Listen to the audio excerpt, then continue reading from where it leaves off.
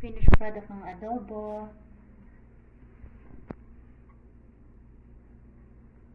Yummy. Yummy, yummy. Kain na po kami. Hi guys! Magluluto po tayo ng adobong manok. Ngayon, ibababat muna natin sa suka at saka asin para maalis yung lansaba ng manok.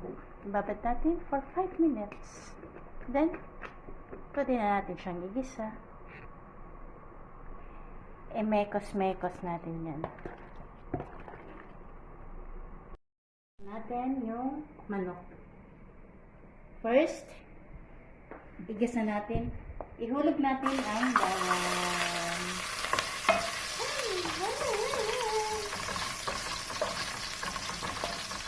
Ilagulagyan natin hanggang sa mag-lansa. Salagyan natin ang sibuyas.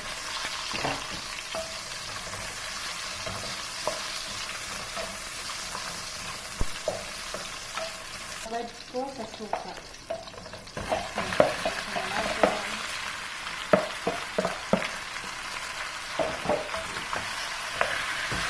Pirang paminta. Bakit ba mama mabuto? Wala. Magkaiba sila eh. Sige na. Yan guys. Buksan na natin. Buksan na mabuti. Nor. Wala. Hindi ko nila kukuha ng maayos.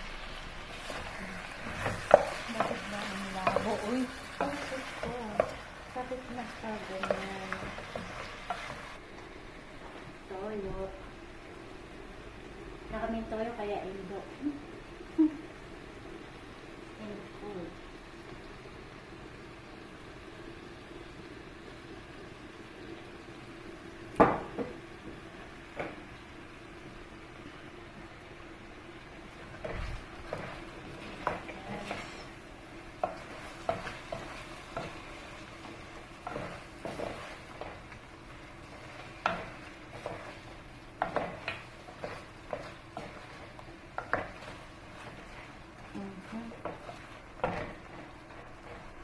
Tapos na. Takpan na.